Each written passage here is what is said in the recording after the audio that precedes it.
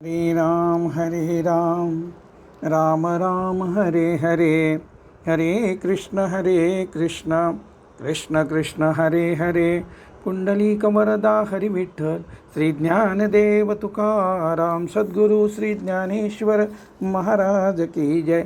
जगद्गुरु तुकाराम महाराज की जय. पंढरीनाथ भगवान की जय.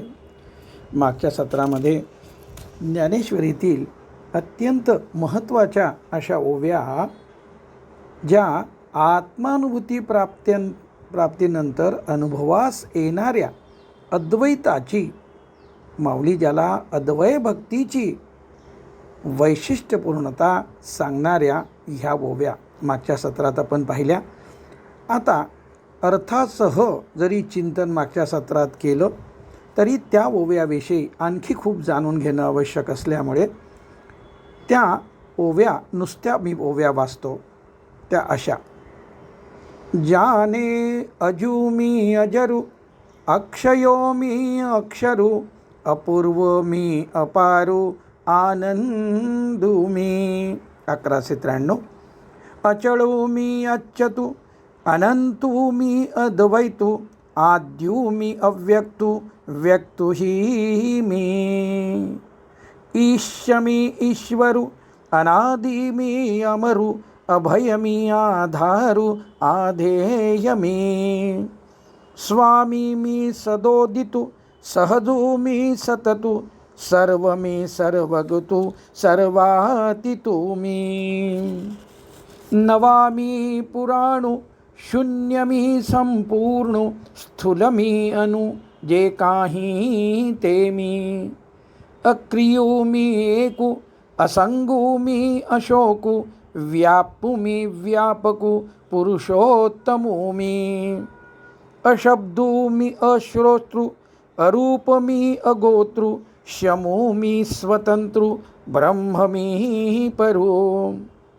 ऐसे आत्मत्वे मजये काते, या अद्वय भक्ती जानोनी निरूते, आणि याही बोधा जानते, तेही मीची जाणे. 1193 ते 1200.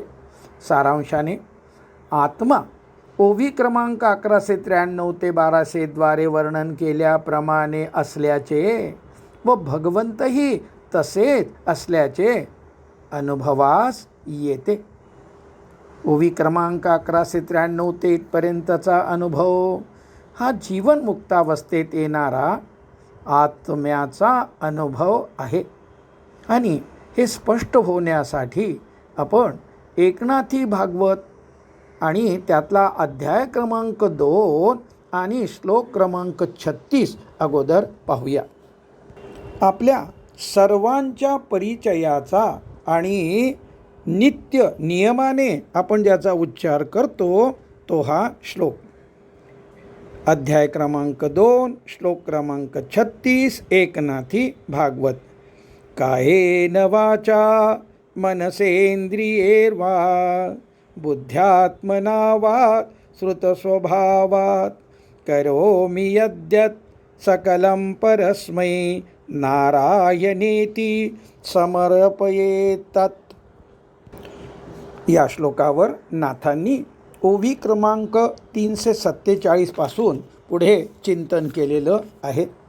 आपण या चिंतनापैकी आपला सांप्रत जो विषय आहे आत्म्याचं वर्णन, अहम ब्रह्मास्मीचा अनुभव, तो ओवी क्रमांक 400 पासनं 410 पर्यंत तेवढाच भाग आपण या ठिकाणी ओव्या त्याचं मी वाचन करतो. ओवी क्रमांक 400. सकळा भूती मी एकू, मीची व्याप्य व्यापकू, जनिता जनयिता जनकू, न होनी अनेकू जगद्रूप मी. मी देवांचा आदिदेव, देवी देवपणा माझाची भाव, व्यया माझी मी अज अव्ययो, अक्षरी अक्षर भावो माझे नियंगे. ईश्वरी जे जे सत्ता, ते ते माझी सामर्थता, भगवंती भगवंता, जान तत्वतः माझेनी. मी आपरूपी आपू, मी प्रकृती पुरुषांचा बापू, सृष्टीरचनेचा संकल्पू, निर्विकल्पू पै माझा. मी आदीची अनादी आदी, मी समाधीची निज समाधी, निज शुद्धीसी माझे निशुद्धी, या परी त्रिशुद्धी अभिमानार्पण. मी अजन्मा न जन्मोनी जन्मे, मी अकर्मा न करोनी करी कर्मे, माझे नियोगे पुरुषोत्तमे, पाविजे महिमे उत्तमत्वाचे. सपछद्दे माझे अंग, चितशब्दे मी चिचांग, न होनियातिनी भाग, आनंद निर्व्यंग तोची मी. माझेनी सूर्यदृष्टी डोळस, मज माझी चिदाकाशाचा अवकाश, माझेनी अंगे जगन्निवास, सावकाशू नांदतू. अजा अजपणे मी अज, निश्शेष निर्बीजा मी बीज, माझेनी निजांगे निज, निज भोज स्वये नाचे. अधिष्ठाना मज माझी अधिवासू, मी जगदीशाचा पूर्ण ईशू, मी परमपुरुषाचाही पुरुषू, परेशा परेशू मीच स्वये. असंत माझे निसंत होय, अचित माझे निचिदत्व लाहे, निजानंदासिही पाहे, आनंदू निर्वाहे माझेनी. मी सकळ सिद्धीची निज सिद्धी, मी सर्वांग देखनी बुद्धीची बुद्धी, मोक्ष म्हणणे तोही उपाधी, जान त्रिशुद्धी माझेनी. मी साचार निज धर्म, मज माझी ब्रह्म विसरे कर्म, ब्रह्म समाधीचे परब्रह्म, निज निस्सीम मीच मी. हरी हर ब्रह्मा निज निर्धारी, हेही माझे अंशांशधारी, मी दशावतारांचा अवतारी, माझी निज थोरी मीही नेने. खूप काही आणखी ओव्या आहेत. अत्यंत सुंदर असं नाथानी वर्णन केलेलं आहे. आपण आपल्या विषयापुरतं या ठिकाणी थांबूया. ज्ञानेश्वरीतल्या आपण पाहत असलेल्या ओवी क्रमांक 1179 पासून 1200 पर्यंत येथपर्यंतच्या ओव्याशी तेथे असलेले साधर्म्यही लक्षात घ्यावे. आपण आता जो काही भाग पाहत होतो तो ओवी क्रमांक 1191 ते 1200 या ओव्यांचे अध्याय क्रमांक 15 मधील ओवी क्रमांक 542 ते 549 या ओव्याशी असलेले साधर्म्यही आपण पाहणार आहोत. आणि या ओव्यांचा अर्थ यापूर्वी आपण अध्याय क्रमांक 12 आणि ओवी क्रमांक 155 आणि त्याचं खूप मोठं चिंतन आहे. त्यातलं काहीसा भाग आता आपण पाहणार आहोत. सोहम तेही अस्तवले, जेथ सांगतेची सांगणे झाले, दृष्टत्वेसी गेले दृश्य जे. अध्याय 12 आणि त्यामध्ये ओवी क्रमांक 155 चिंतन करत असताना अध्याय क्रमांक 15चा संदर्भ या ठिकाणी दिलेला आहे. आणि आत्ता जी ओवी वाचली ते अध्याय क्रमांक 15 ओवी क्रमांक 542 आहे. अर्थ पाहूया. शब्दरहित होण्याने आत्मा अनुभवास येतो. याचा अर्थ व्यावहारिक ज्ञान अनुभव या संबंधाने मनात सतत सुरू असलेला शब्द संपवावा लागतो. एवढेच नाही तर आध्यात्मिक ज्ञानाच्या चिंतनाचा शब्दाद्वारे विचाराद्वारे आपोआप सुरू असलेल्या चिंतनाचाही आत्मानुभवात अस्त झालेला असतो. सांगणारा जेथे सांगणे झाला आहे. सोहम या वृत्तीज्ञानाचा शब्दज्ञानाचा माहितीचा अस्त झाल्यामुळे आत्म्याचा अनुभव स्वतःच्या ठिकाणी स्वतःला आला आहे. दृष्टत्वासह दृश्य जेथे मावळले आहे. सारांश: जीवनमुक्तावस्थेपूर्वी दृश्याचा अनुभव द्रष्टा, दृष्टी आणि दृश्य या त्रिपुटीद्वारे येत असतो. ती त्रिपुटी संपते. ओवीच्या पहिल्या 2 चरणात अहम ब्रह्मास्मी हे ज्ञान अपरोक्षत्वाने झाल्यानंतरचा अनुभव व नंतरच्या 2 चरणात सर्वम खल्विदम ब्रह्म हे ज्ञान अपरोक्षत्वाने झाल्यानंतरचा अनुभव माऊलींनी या ओवी क्रमांक 442 मध्ये सांगितला आहे. सूर्याचे बिंब दिसते, पाण्यातील प्रतिबिंबही दिसते, पण बिंब व प्रतिबिंब यांच्या दरम्यान प्रभा दिसत नसली तरी तिचे अस्तित्व जसे असते. हे 543 ओवीचा अर्थ. अथवा नाक व फूल यांच्या दरम्यान दिसत नसले तरी सुगंधाचे अस्तित्व जसे असते. ओवी क्रमांक 544 आणि ओवी क्रमांक 540 अशी आहे. तैसे द्रष्टा दृश्य हे जाय, मग कोण म्हणे काय आहे. हेची अनुभवे तेची पाहे, रूप तया. 545. त्याप्रमाणे व्यावहारिक अवस्थेतील म्हणजे साधकावस्थेतील द्रष्टा व दृश्य हे अनुभव गेल्यानंतरच्या स्थितीत जे अनुभवास येत राहते तेच आत्म्याचे अर्थात परमात्म्याचे अर्थात पुरुषोत्तमाचे स्वरूप होय. काहीही म्हणजे कोणताही अनुभव शिल्लक राहत नाही असे कोणी म्हणू नये. यासाठी ओवी क्रमांक 543 आणि 544 मध्ये 2 दृष्टांत आपण पाहिले. एक सूर्याचं बिंब आणि प्रतिबिंब, दुसरं नाक आणि फूल. आणि ते दृष्टांत देऊन पुढे 545 मध्ये माऊलींनी हे स्पष्ट केलेलं आहे. 546वी ओवी अशी आहे. जो प्रकाशे विन प्रकाशू, जो ईश ते विन ईशू, आपने निची अवकाशू, वसवीत असे जो. अध्याय क्रमांक 15 ओवी क्रमांक 546. अर्थ: सूर्य, चंद्र, दिवा, अग्नी इत्यादीच्या सारखा प्रकाशक नसलेला प्रकाश आहे. अर्थात जो स्वसंवेद्य ज्ञानमात्र ज्ञानरूप आहे. जो मायोपाधित झाला नसलेला ईश्वर आहे. अर्थात शरीरात अक्रिय असलेला, अधिष्ठान साक्षी असलेला, उपाधिरहित असलेला आत्मा आहे. जो व्याप्य व व्यापक आहे. सर्वांच्या आतील चिदाकाश म्हणजे वृत्तीरहित शब्दरहित आकाश जो आहे. पुढची ओवी 547.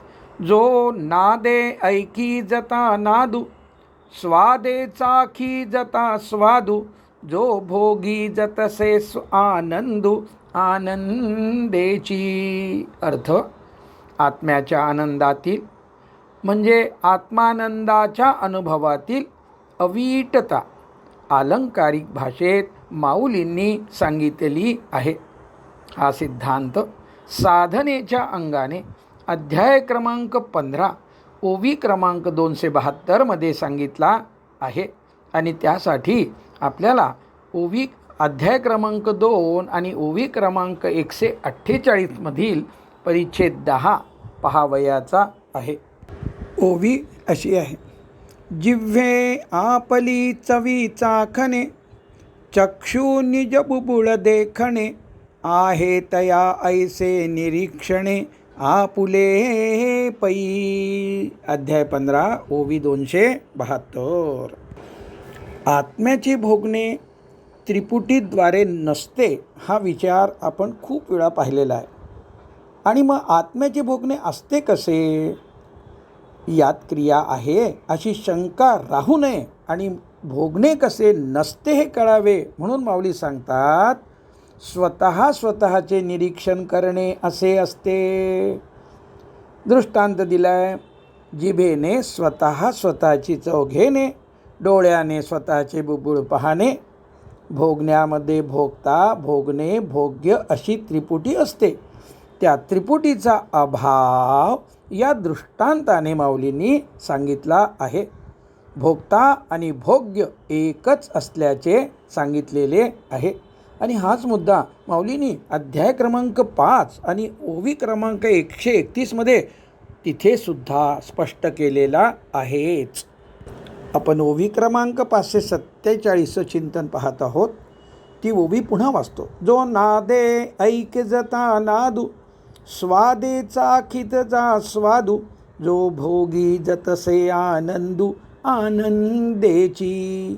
आणि आत्ता आपण जे 15व्या अध्यायातलं 272 क्रमांकाची ओवी पाहून त्यात सांगितलेली साधना आता वाचल्यानंतर अनुभवात साशंकता राहणार नाही.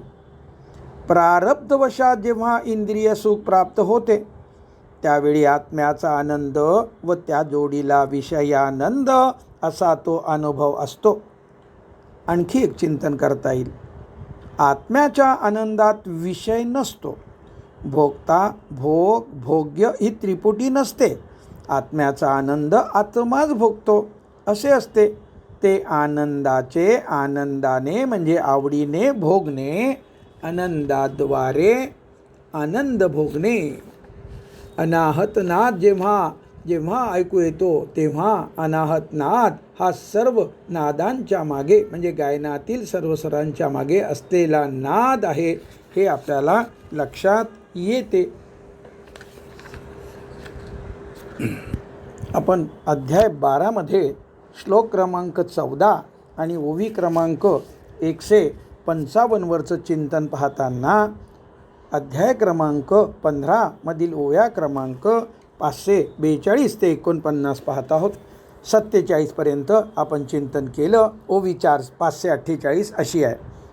सुखाशी सुख जोडिले, जे तेज तेजासी सापडले, शून्यही बुडाले महाशून्यी जिये.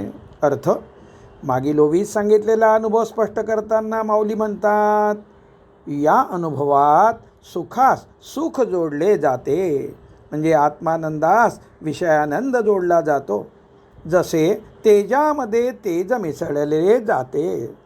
विषयानंद हा सुद्धा आत्मानंदाचा ब्रह्मानंदाचाच आविष्कार असल्याचे कळत जाणवत राहते. या अनुभवापूर्वी साधकावस्थेत जी जगत सत्यत्वाची प्रतीती होती ती संपते व त्या महाशून्याशी स्वतःमधील चिदाकाश एक रूप असल्याचे जाणवते. आणि या ठिकाणी आपण अध्याय क्रमांक 18 आणि ओवी क्रमांक 1165 आपण पुन्हा एकदा पाहून घेऊ आणि पुन्हा मग शेवटची ओवी 549 पाहू. आत्मानुभूतीची ओवी अशी आहे. आणि आकाश हे आकाश दाटले न ढळे जैसे, मिया आत्मेन आपण पे तैसे झाले तया. 1165 ओवी आपण पाहिलेली आहे. पुन्हा आता आपण 12व्या अध्यायामध्ये जी शेवटची ओवी आपल्याला या निमित्तानं चिंतनासाठी घेतली आहे ती पाहू. 549 जो पूर्णतेचा परिणाम, पुरुषुगा सर्वोत्तम, विश्रांतीचाही विश्राम, विराला जेथे. अर्थ वरील अनुभव हा पूर्णतेचा म्हणजे कृतकृत्यतेचा परिणाम आहे. हा अनुभव पुरुषोत्तमाचा म्हणजे आत्म्याच्या अर्थात परमात्म्याचा आहे. हा अनुभव विश्रांतीच्या विसाव्याचे स्थान आहे. हा विलक्षण असलेला अनुभव स्पष्ट होण्यासाठी पुढे येणाऱ्या काही ओव्या आहेत त्या या ठिकाणी पाहायला सांगितलेल्या होत्या. त्या आपण आता इथे पाहायची आवश्यकता नाही. साधकांना अहम ब्रह्मास्मीचा अनुभव कसा येतो तो आपण पाहिला 1193 ते 1200 ओव्याद्वारे. आता 1201 पासनं पुढे आपल्याला चिंतन करायचं आहे आणि माऊली आपल्याला या चिंतनाद्वारे कोणता विषय समजून सांगतायत तर त्याचं शीर्षक आपण अगोदर समजून घेऊ. जे साधक अजून आत्मानुभूतीच्या प्रतीक्षेत आहेत अशांना वरील अद्वैत भक्तीचा वैशिष्ट्यपूर्ण अनुभव शब्दाद्वारे आकलनात यावा, यासाठी अनुभव प्राप्तीमागील प्रक्रिया, प्राप्त होणारा अनुभव माऊली आता दृष्टांताच्या साह्याने पुनश्च पुढील प्रमाणे समजावून सांगत आहेत. ओवी क्रमांक 1201 ते 1218 मध्ये हा विषय माऊलींनी स्पष्ट करून सांगितला आहे. पहिली ओवी 1201. पै चैलियानंतरे आपुले एक पण मुरे, तेही तया बरी स्फुरे तयाशीची जैसे. आता यासाठी ओवी क्रमांक 1191 पाहू आपण.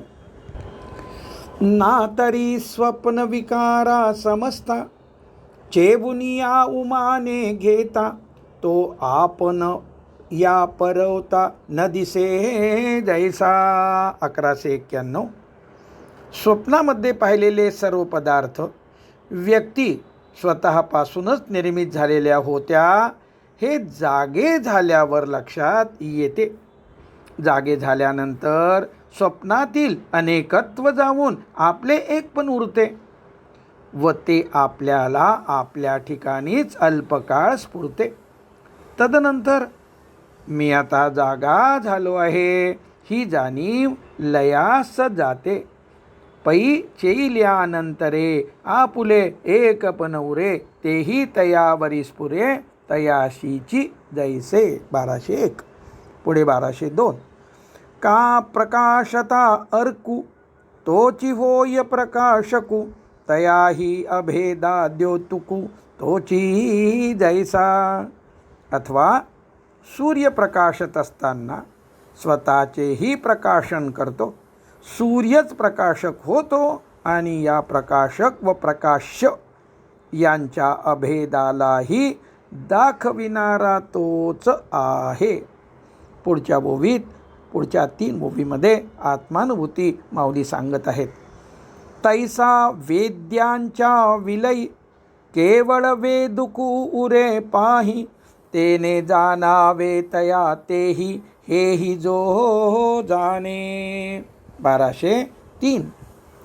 त्याप्रमाणे वेद्य म्हणजे ज्ञेय वस्तूचा लय झाला असता केवळ वेदक म्हणजे ज्ञाता आणि जाणणारा उरतो. तो वेदकही म्हणजे जाणणाराही त्या वेदकाकडूनच जाणला जातो आणि तो ज्यावेळी आपणच आपल्याला जाणतो त्यावेळेला वेद्य आणि वेदक यांचा अभेद आहे हेही तो जाणतो.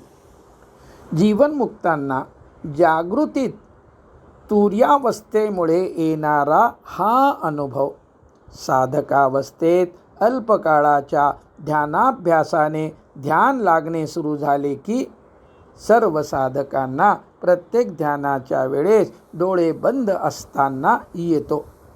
त्यामुळे ध्यानाभ्यास तुर्यावस्था प्राप्तीसाठी खूप पूरक व आवश्यकच आहे हे लक्षात घ्यावे. पुढची ओवी. तया अद्वयपना आपुलिया, जानती ज्ञप्ती जे धनंजया, ते ईश्वरची मेहे तया बोधासी ये. 1204. अर्जुना, त्या आपल्या अद्वैपणाला जाणणारी जी ज्ञानरूपता म्हणजे जो शब्दरहित अनुभव तो ईश्वरच म्हणजे आत्मा आहे व तो ईश्वर मी स्वतः आहे हे त्याच्या अनुभवाला येते.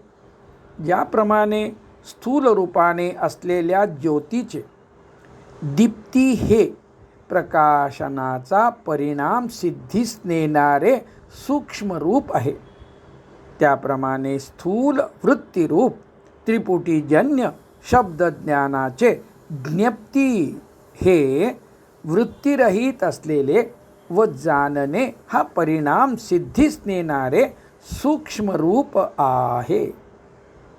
मग द्वैतातीत मीची आत्मा एकूणी भ्रांत, हे जाणोनी जाणणे जेथ अनुभवी रिघे. 1205. मग वृत्तीद्वारे अनुभवास येणारे द्वैत आणि महावाक्यांचे अद्वैत दर्शक शब्दज्ञान, या दोन्हीच्या पलीकडला मीच एक आत्मा निसंशय आहे हे जाणून ते जाणणे जेव्हा अनुभवात प्रवेश करते आणि त्या अनुभवात रुजते रमते, तेथ चेलिया एकपण दिसे जे आपुलिया आपण, तेही जाता नेनो कोण होई जे जेवी. 1206.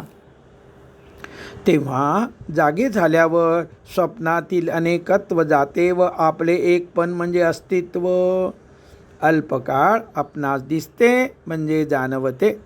हा एकाकीपणाचा अनुभव जेव्हा संपतो तेव्हा तो अनुभव आता काय होऊन राहतो हे जाणवतही नाही. का डोळा देखतीये क्षणी, सुवर्णपण सुवर्णी, नाटिता होय आटणी अलंकाराची. 1207. सोन्याच्या दागिन्याकडे सोनेपणाच्या म्हणजे सोनेच असल्याच्या दृष्टीने पाहिल्याबरोबर अलंकार न आटविता त्या अलंकाराची आटणी होते. जाणीवेच्या कक्षेतून अलंकार जातात व फक्त सुवर्णाची जाणीव शिल्लक राहते. नाना लवन तोय होय, मग क्षारता तो यत्वे राहे, तेही जिरता जे विजाये झाले पण ते. 1208. अथवा थोडेसे मीठ ग्लासातील पेयजलात मिसळल्यावर पाणीच होते. त्या मिठाचा खारेपणा पाण्याच्या रूपाने राहतो. पुढे काही एक कारणाने जसे ते ग्लासभर पाणी हौदभर पाण्यात मिसळले तर तो खारेपणाही नाहीसा झाल्यावर त्या मिठाचे पाणी झाले हा व्यवहारही संपतो. आत्मानुभूती सांगणारी 1209 क्रमांकाची ओवी अशी आहे. तैसा मी तो हे जे असे, ते स्वानंदानुभव समरसे, कालवुनिया प्रवेशे मजची माझी. 1209. मी म्हणजे मी व माझे अर्थात देहांकार कर्तृत्वहंकार. तो म्हणजे मी सापेक्ष असलेली व्यावहारिक सत्तेतील प्रत्येक व्यक्ती प्राणीमात्र. हे व जे या सर्व नामांनी निर्देशित केले जाऊ शकणारे सर्व विषय वस्तू विचार भावना याद्वारे भेद प्रतीती सतत येत असते व प्रपंच म्हणजे व्यवहार सुरू असतो. मी तो हे जे या भेद प्रतीतीद्वारे अनुकूल प्रतिकूल व सुखदुःखादी हे सर्व स्वानंदानुभवाच्या पार्श्वभूमीवर अत्यंत क्षीणत्वाने अनुभवास येतात. जसे सुवर्ण दृष्टीने पाहताना अलंकार अनुभवास येतात. स्वानंदानुभवात म्हणजे आत्मा अनुभवताना मिळणाऱ्या आनंदात क्रमयोगी जेव्हा रुजतो रमतो समरसतो तेव्हा मिठाच्या पाण्यातील खारेपणा संपल्याप्रमाणे भेद संपतो. स्वानंदानुभवात भेदाबद्दल समता अनुभवास येते. या समतेच्या रसात सर्व भेद जणू काही कालविले जातात व तो क्रमयोगी अर्थात राजयोगी माझ्यामध्ये म्हणजे भगवंतामध्ये प्रवेश करतो. भगवंताशी असलेला भेदसुद्धा संपतो. कल्पित द्वैत राहते हा भाव. व्यावहारिक ज्ञानात सामान्य ज्ञानात इदम अहम वृत्तीने जाणणे सुरू असते. भेदाद्वारे जाणणे सुरू असते. ते आत्मानुभूती प्राप्तीनंतर संपते.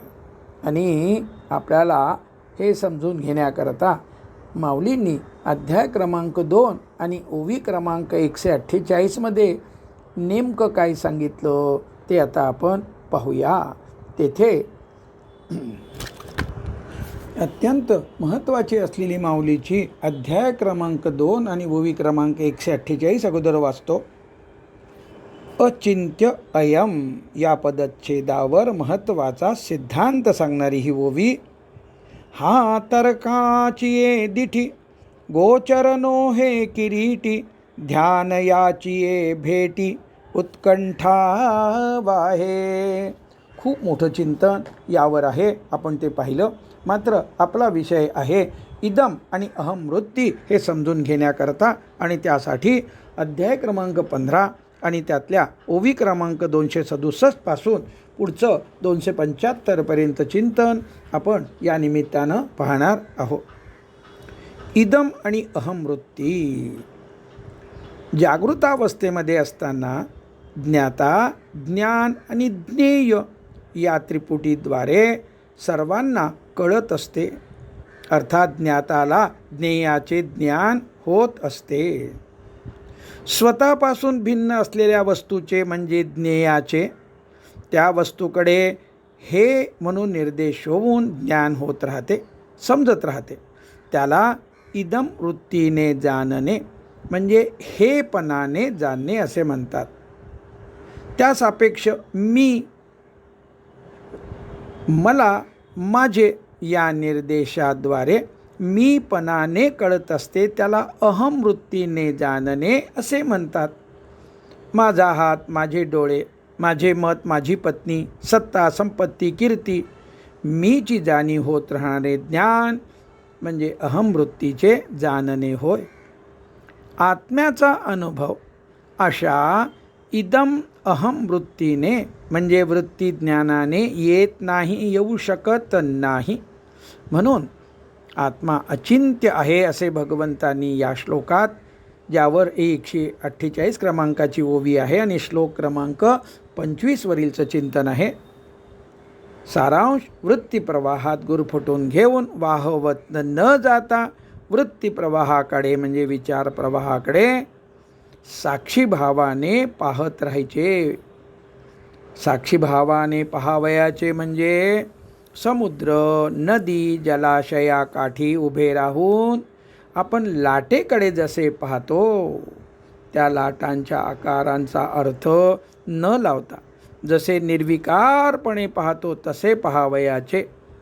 ज्यावेळी ध्यान लागते त्यावेळी विचार प्रवाह अर्थात वृत्ती प्रवाह म्हणजेच इदम अहम प्रवाह आपोआप थांबलेला असतो आणि साधक स्वतःला पाहत असतो. अभिन्नत्वाने स्वतःला अनुभवत असतो. आणि माऊली म्हणतात, मग इदंतेसी वाळले जे मीपणे वीन डहारले, ते रूप पाहिजे आपले आपणची.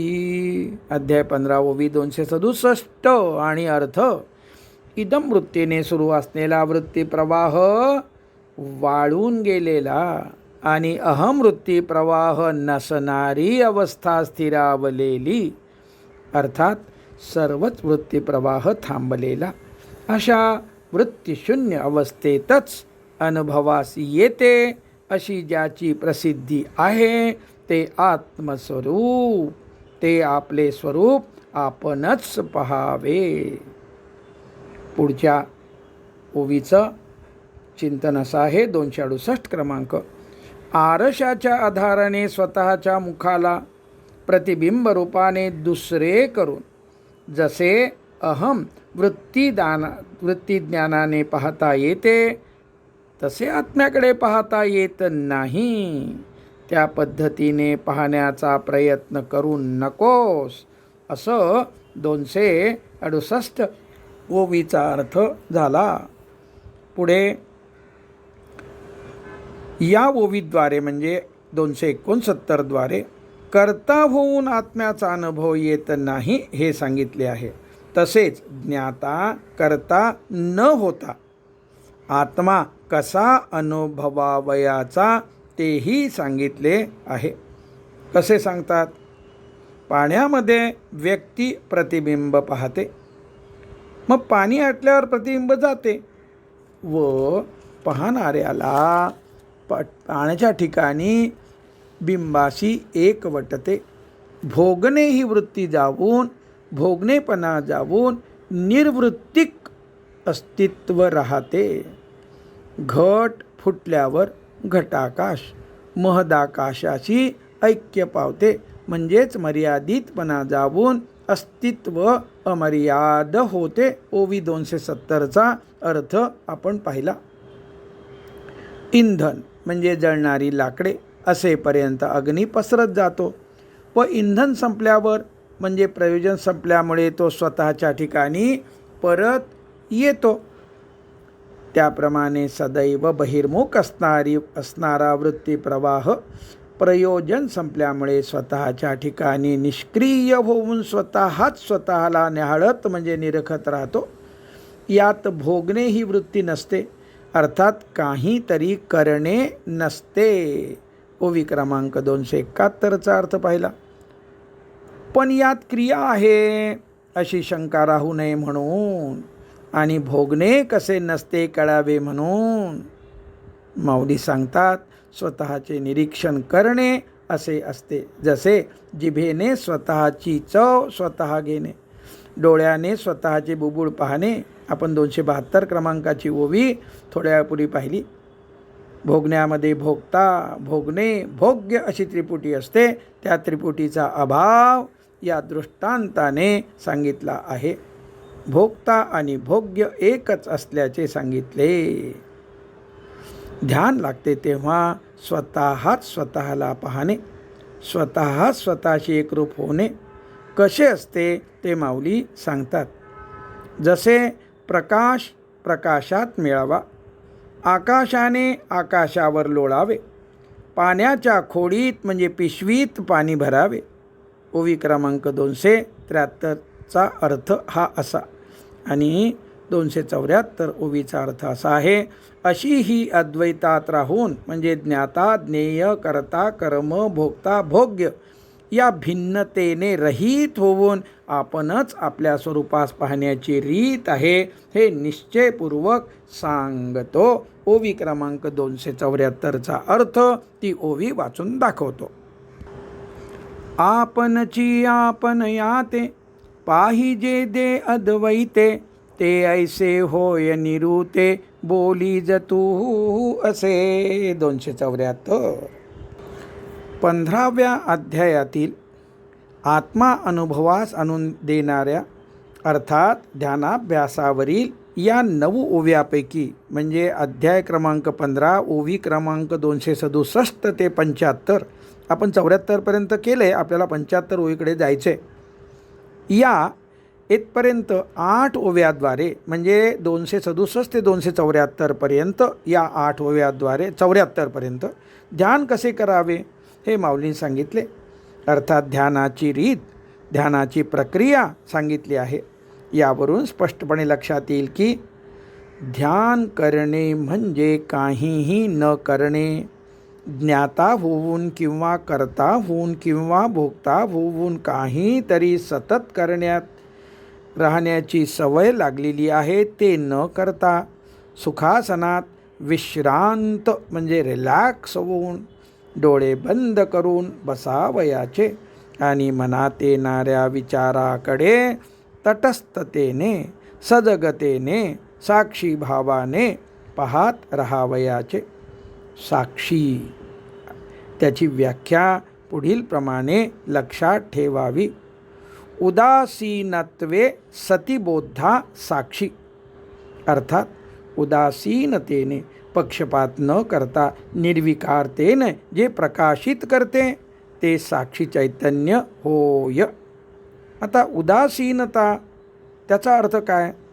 उत आसीनत, उत म्हणजे वर आणि आसीनत म्हणजे असणे राहणे जाणे. उदासीनत्वे म्हणजे मनाचे चंचल करणाऱ्या विचारांच्या वर राहणे, पलीकडे जाणे. प्रस्तुत संदर्भात उदासीनतेचा अर्थ दुर्लक्ष करणे हा नाही असे लक्षात घ्यावे.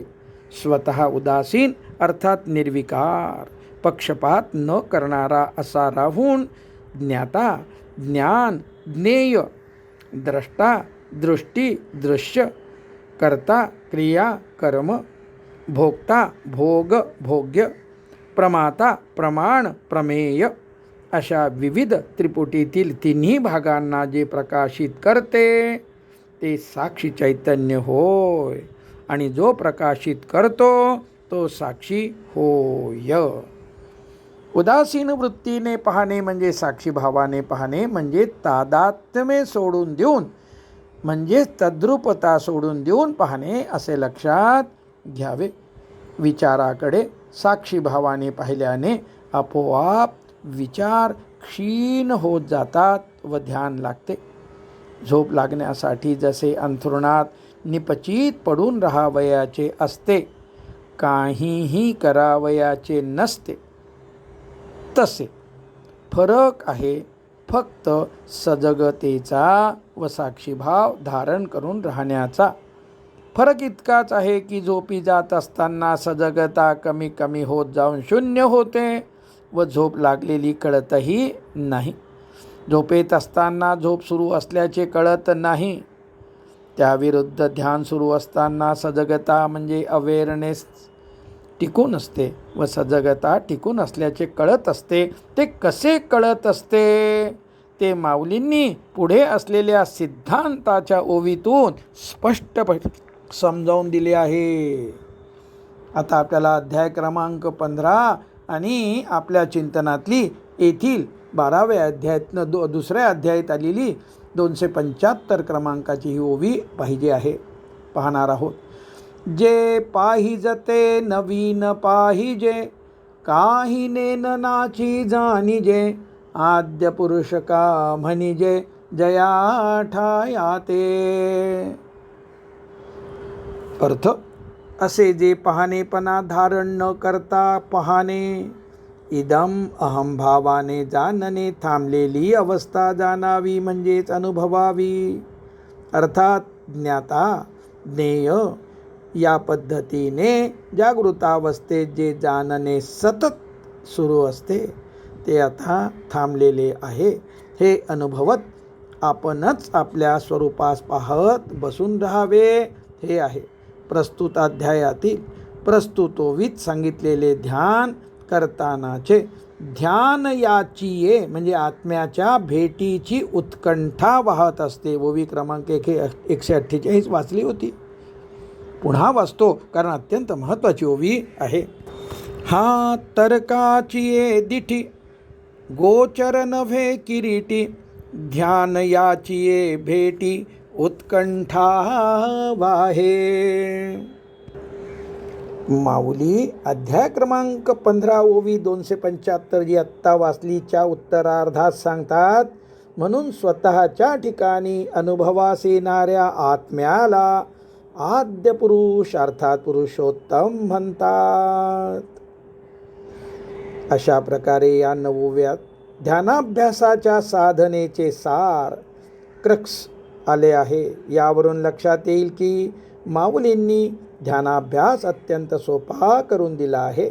त्यासाठी त्यामागची सैद्धांतिक बैठक म्हणजे ज्ञानाची बाजू सोपी करून सुस्पष्टपणे समजावून दिली आहे. 18व्या अध्यायातील 1209 ओवीचं चिंतन आपण करतोय. व्यावहारिक ज्ञानात, राजसिक ज्ञानात, सामान्य ज्ञानात भेद प्रतीती प्रामुख्याने असल्यामुळे जगत सत्यत्वाने प्रतीतीला येत असते. स्वानंदानुभवात जगत मिथ्यत्वाने प्रतीतीस येत असते, म्हणजे सिनेमा पाहिल्यासारखे. व त्या क्षीण झालेल्या भेदप्रतीमध्ये जगताला सत्यत्वाने दाखविण्याची क्षमता राहिलेली नसते. ओवी 1209 पुन्हा वाचतो. तैसा मी तो हे जे असे, ते स्वानंदानुभव समरसे, कालवुनिया प्रवेशे मजची माझी. पुढची ओवी 1210. आणि तो हे भाष जेथ जाय, तेथे मी हे कोण्हासी आहे, ऐसा मी ना तो तिये समाये माझ्याची रूपी. 1210. भगवंताशी असलेले द्वैत इतके क्षीण होऊन जाते की त्याला कल्पावे लागते व त्या कल्पनेला भक्ती करता येण्यासाठी जगवावे लागते. माऊली 1209 ओवीमध्ये पुढील प्रमाणे स्पष्ट करतात. आणि तो हे अशी भाष जेथे समते तेथे, अर्थात इदम अहम वृत्तीज्ञानाद्वारे जाणणे म्हणजे त्रिपुटीद्वारे जाणणे संपलेली अवस्था प्राप्त होते, तेथे मीपणा कोणी धारण करायचा. अशा रीतीने मीही नाही आणि तोही नाही अशा अवस्थेला ते द्वैत येते व माझे रूप असलेल्या आत्म्यामध्ये समाविष्ट होते. तिये समाये माझ्याची रूपी. माऊली म्हणतात. 1211 क्रमांकाची ओवी अशी आहे. जेव्हा कापूर जळो सरे, तयाची नाम अग्नी पुरे, मग उभयता ती उरे आकाश जेवी. कापूर जळून संपतो, ज्याला अग्नी पूर्ण संपला म्हणतात. मग कापूर व अग्नी म्हणजे जळणारा व जाळणारा यांच्यापेक्षा वेगळे असलेले आकाश मात्र उरते. का धाडलिया एका एकू, वाढे तो शून्य विशेखू, तैसा आहे नाहीचा शेखू, मीची मग आती. 1212. एकातून एक वजा केला असता काही राहत नाही असे होत नाही, तर शून्य राहते. राहते म्हणजे अस्तित्व. म्हणून एक होता त्याला पाठवून दिल्यावर शेखी मिरवणारा म्हणजे जाणीव प्राप्त करून देणारा शून्य राहतो. त्याप्रमाणे आहे व नाही ही शेखी संपल्यावर जे उरते ते मग मीच म्हणजे आत्मा आहे. पुंडलीक वरदा हरी विठ्ठल. श्री ज्ञानदेव तुकाराम सद्गुरु श्री ज्ञानेश्वर महाराज की जय. जगद्गुरु तुकाराम महाराज की जय. पंढरीनाथ भगवान की जय. विठ्ठल विठ्ठल विठ्ठल विठ्ठल. पुंडलीक वरदा हरी विठ्ठल. श्री ज्ञानदेव तुकाराम सद्गुरु श्री ज्ञानेश्वर महाराज की जय. जगद्गुरु तुकाराम महाराज की जय. पंढरीनाथ भगवान की जय. आता या पार्श्वभूमीवर आपल्याला 20 मिनिटाचं ध्यान करायचं आहे आणि त्या ध्यानासाठी सुखासनामध्ये बसून आपल्याला शांतपणे माऊलीचं स्मरण करून माझी माऊली ध्यान करावयाचं आहे.